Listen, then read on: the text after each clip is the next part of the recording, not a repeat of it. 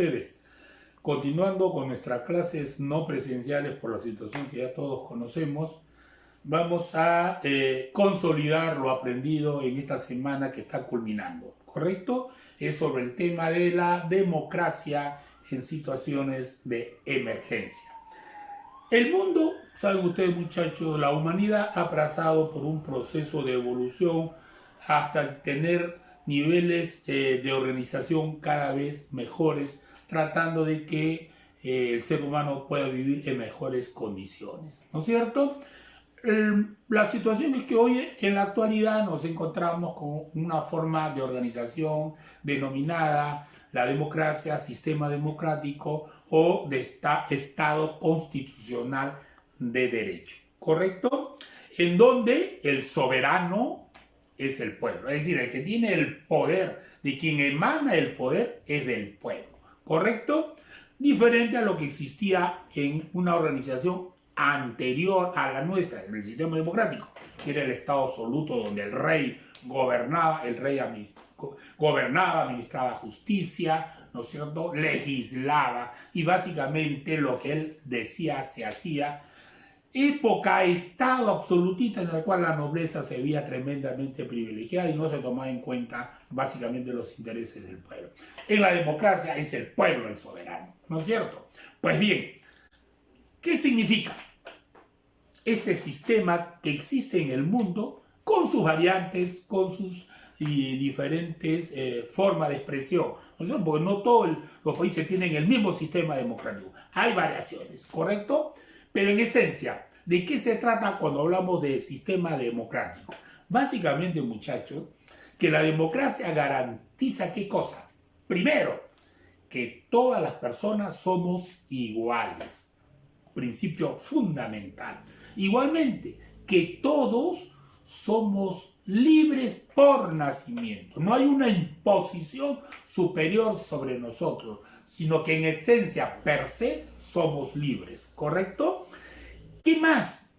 La democracia reconoce al pueblo, a la sociedad en su conjunto, los llamados derechos políticos, ¿correcto? Lo vamos a ver más adelante qué es esto. Y finalmente, como consecuencia de el reconocimiento de esos derechos, la posibilidad de que el pueblo, las personas participen en la toma de decisiones de asuntos públicos, ya sea en forma directa o en forma indirecta. Forma directa cuando vamos a votar, a elegir, ¿no es cierto? O cuando hacemos nuestro planteamiento frente a alguna situación que en el país se está dando, o cuando hacemos protestas, movilizaciones para la defensa de nuestro derecho, ¿no es cierto? Ahí estamos directamente actuando. Y la forma indirecta es a través de nuestros representantes, aquellos que elegimos para que gobiernen en nuestro nombre. No se olviden, el poder emana del pueblo. Es decir, el poder no lo tiene el presidente, el poder no lo tiene el Congreso, el poder lo tiene el pueblo.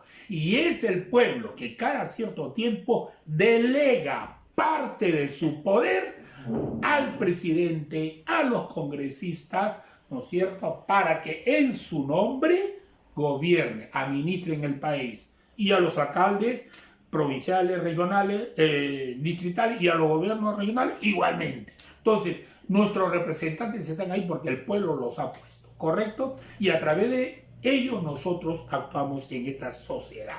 Pues bien, eso es importante tomar en cuenta, porque esto va a permitir que el Estado consiga o plasme los propósitos del por cual este Estado, esta forma de organización política jurídica existe.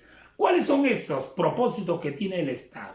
Primero, garantizar nuestro derecho, o sea, que permita que haya calidad de vida y la dignidad de la persona se materialice. Ese es un propósito del Estado. Otro propósito que tiene es lograr, ¿no es cierto?, que se vaya alcanzando el propósito esencial del Estado. ¿Cuál es el propósito esencial del Estado? El bienestar general, el bien común. Para eso existe el Estado. Además, otro propósito es participar en los asuntos públicos, ¿no es cierto? Es decir, los ciudadanos tenemos que actuar en nuestra sociedad, porque si no actuamos, se va a dar lo que está pasando en nuestro país y lo que se da en el mundo, la corrupción tremenda, y hay que se ha convertido en un cáncer en nuestro país. Estamos viendo antes de este problema del coronavirus, cómo muchos políticos están en la cárcel precisamente por estos actos de corrupción que afectan a la sociedad. Y por ejemplo ahora, ¿no es cierto?, ¿cuántos recursos se han desperdiciado que hubieran sido necesarios ahora que estamos pasando por esta situación del COVID-19, de esta pandemia? Nuestro sistema de salud está colapsado. ¿Por qué? Por esos miles y millones de soles que los corruptos que han gobernado nuestro país, ¿no es cierto?, se lo han embolsicado, enriqueciéndose en forma ilícita. ¿Por qué? Porque el pueblo no participa en los asuntos públicos, ¿no es cierto? Bajo ese falso concepto, yo no me meto en política, yo me preocupo por mis hijos, por mi familia y trabajo para ellos. La política para los políticos. Con esa concepción hemos permitido que estos corruptos hagan lo que están haciendo y a la situación que ha llevado a nuestro país. El Estado tiene que garantizar, tiene que fortalecer la participación de los ciudadanos en los asuntos que atañen a todos en conjunto y que se llaman asuntos públicos. ¿Correcto?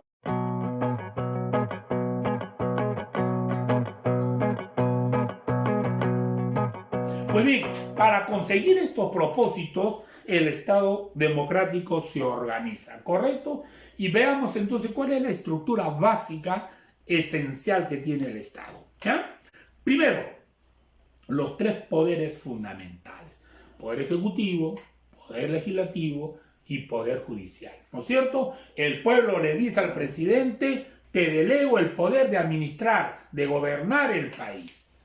Al Congreso, al Poder Legislativo, ¿qué le dice el pueblo? Te delego el poder solo de legislar, de aprobar, de derogar leyes para que el Ejecutivo, el gobierno, administre y gobierne como corresponde a nuestro país. ¿Y qué le dice el pueblo al Poder Judicial? Te delego el poder o la función de administrar justicia. Entonces, el poder se encuentra dividido para evitar la concentración de poder como se daba en el Estado absoluto. ¿Correcto? Esos son los tres poderes fundamentales. Pero junto a ello tenemos los llamados organismos constitucionales autónomos, que ya lo vamos a ver dentro de un momentito cuáles son estos. En otro nivel tenemos los llamados gobiernos regionales, ¿correcto? Y finalmente los gobiernos municipales, sean provincial y distrital.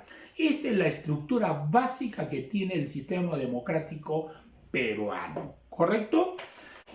Pero acá nos interesa tener claridad y precisar lo que les dije hace un momentito sobre los llamados organismos constitucionales autónomos.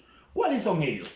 Tenemos el Tribunal Constitucional, tenemos el Ministerio Público, la Defensoría del Pueblo, la Contraloría General de la República, la Superintendencia de Bancas, Seguros y AFP, tenemos también al Jurado Nacional de Elecciones, a la OMPE, la Oficina Nacional de Procesos Electorales, tenemos a la RENIE, al Registro Nacional de Identificación y Estado Civil, y tenemos también, entre otros, a la Junta Nacional de Justicia, ¿correcto?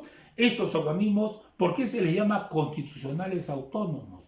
Porque ellos no dependen, para el ejercicio de su función, no dependen ni del Poder Ejecutivo, ni del Poder Legislativo, y mucho menos del Poder Judicial. Actúan libremente, autónomamente, incluso contra estos poderes cuando realizan acciones que van en contra de la legalidad y de la Constitución.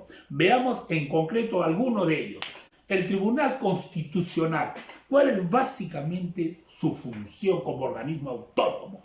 Verificar y controlar el cumplimiento por parte de los organismos nacionales y de los sectores privados también, el cumplimiento de los mandatos constitucionales, ¿correcto? Ahí tenemos un claro ejemplo para entender el papel. ¿Se acuerdan cuando el presidente Vizcarra cerró el Congreso? Que generó que algunos decían que este cierre era un golpe de Estado, era contra la Constitución, porque no acataba lo que decía la Constitución. El presidente Vizcarra dijo que era un cierre del Congreso que se marcaba dentro de lo que establecía la Constitución. Si en un segundo momento se censuraba o no se le daba la confianza al gabinete ministerial, el presidente estaba facultado para cerrar el Congreso y convocar a nuevas elecciones para completar el mandato del Congreso cerrado, ¿no? Como dice la Constitución. Entonces, miren ustedes, dos planteamientos opuestos. ¿Quién tendría que resolver? ¿Quién de los dos tenía razón? El Tribunal Constitucional. Y el Tribunal Constitucional definió que lo que hizo el presidente estaba enmarcado dentro de lo que la Constitución establece. Tenemos también al Ministerio Público, ¿no es cierto? Bueno, ¿y cuál es la función del Ministerio Público? De representar a la sociedad en su conjunto, de perseguir el delito, por lo tanto de representar a la sociedad en los juicios y de hacer que los criminales sean sancionados. Ahí tienen ustedes el ejemplo de lo que está pasando con la corrupción. ¿Cuántos políticos que nosotros nunca nos imaginábamos, altos funcionarios, hasta presidentes que podían estar en la cárcel, ¿no es cierto? ¿Por acción de a quién? Precisamente el Ministerio Público, de los fiscales que tienen que investigar y denunciar para que se les sancione por los actos de corrupción que han cometido con nuestro país. Ese es un ejemplo. Tenemos también a la Defensoría del Pueblo, ¿no es cierto? ¿Qué es? ¿O para qué existe la Defensoría del Pueblo? Para defender los derechos fundamentales de las personas y exigir que estos sean respetados.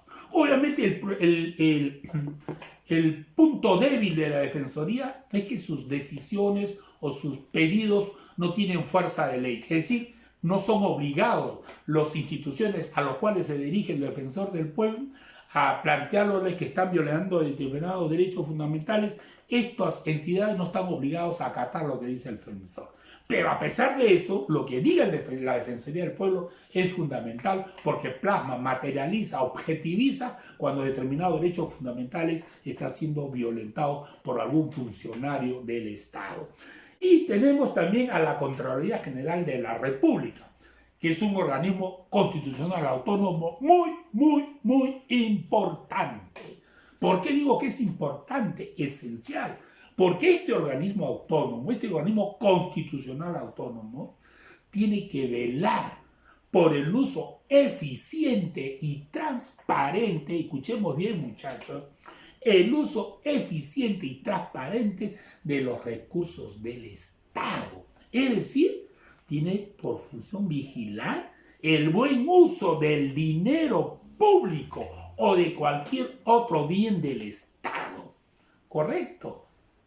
Acá tendríamos que preguntarnos, ¿estuvo cumpliendo su papel la Contraloría General de la República?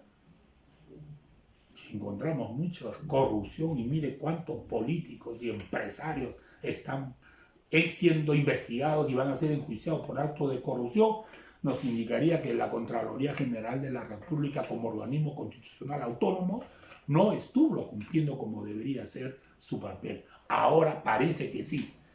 La Contraloría es importante para evitar que se den estas situaciones de latrocinio sobre los bienes de nuestro país, que al final nos perjudica a todos nosotros, como lo estamos viendo con este problema de la pandemia del COVID-19.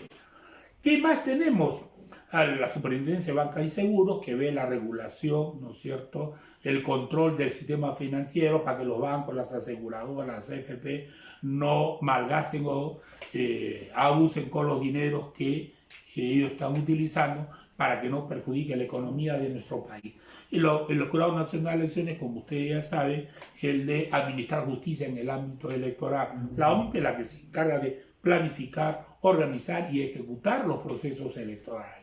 Y la RENIEC es aquella institución en la cual nosotros estamos identificados, cada uno de nosotros, cuando hablamos de nuestro partido de nacimiento, partido de matrimonio, nuestro DNI y cualquier otra situación que tenga que ver con nuestra identidad como peruanos, ¿correcto? Pues bien, ante esto, ¿la democracia y el COVID, hay alguna relación? Por supuesto que sí, ya lo hemos visto. ¿Qué importante es? Y segundo, la necesidad de que estos organismos cumplan como debe ser su papel. Bueno, muchachos, de esta manera he terminado este tema que hemos visto en esta semana sobre la democracia en situaciones de emergencia y reflexionemos sobre ello. Gracias, nos estamos viendo.